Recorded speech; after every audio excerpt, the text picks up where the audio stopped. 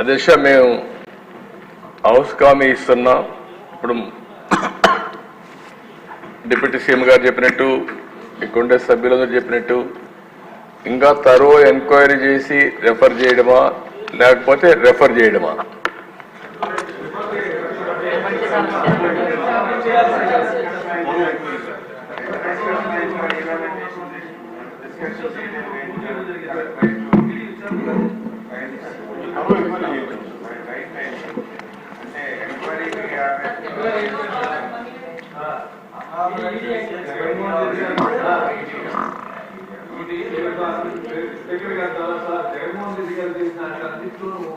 ఇంతకన్నా fifth case highest priority ఇవ్వాల్సింది ఇస్తారు. ఎందుకంటే కొన్ని లక్షల మంది ఎఫెక్ట్ అయ్యారు. సొంత బ్రాండ్స్ ఎన్ఆర్ఐ బ్రాండ్స్ మెచ్యూర్ అవ్వకుండా స్పిరిట్ సప్లై చేస్తే పబ్లిక్ నుంచి వాళ్ళు సమాధానం కూడా చెప్పుకోలేదు sir. This the fifth case doing anything. Enforcement directorate sir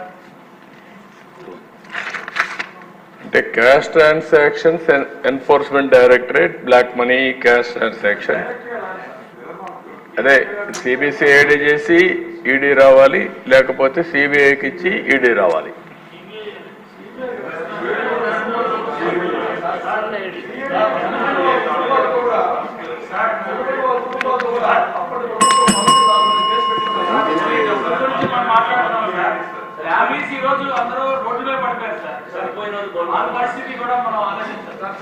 please అండి.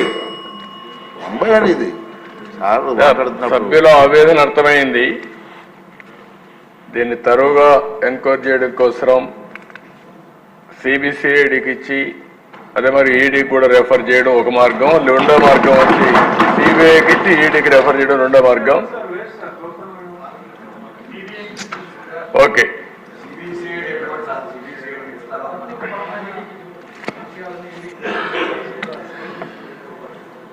ఓకే దెన్ ఇవన్నీ చూసిన తర్వాత నాకు అనిపించడం ఏంటంటే ఈ తరో ఎంక్వైరీ జరగాల్సిన అవసరం ఉంది.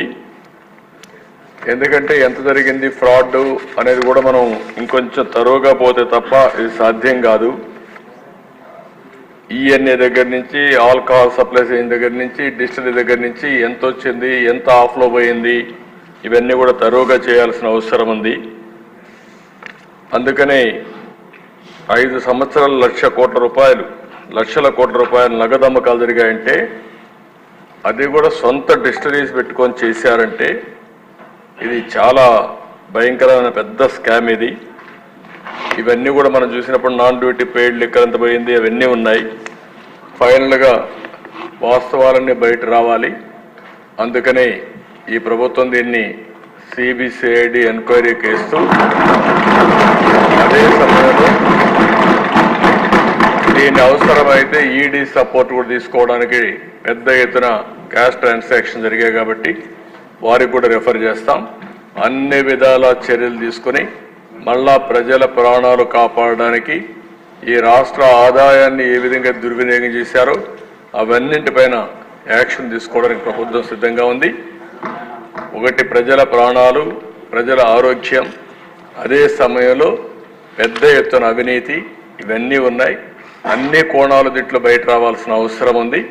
తప్పకుండా అవసరమైతే మన మెడికల్ అండ్ హెల్త్ డిపార్ట్మెంట్ కూడా చెప్పి ఆ మధ్యలో 1924 తర్వాత కూడా దీని ఎఫెక్ట్స్ వల్ల ఎంతమంది ఆరోగ్యం నాశనం అయిపోయింది, ఎంతమంది మంగళసూత్రాలు తెగిపోయినాయి, ఇవన్నీ కూడా ఎలక్షన్లో మనం చెప్పాం. అవన్నీ కూడా ఎస్టాబ్లిష్ చేయాల్సిన అవసరం ఉంది. దీనిపైన సిబిసిఐడితో తరో ఎంక్వైరీ చేపిస్తాం. ఈడీ కూడా రెఫర్ చేసి యాక్షన్ తీసుకుంటామని సభ ద్వారా మీకు తెలియజేస్తున్నాను. Thank you.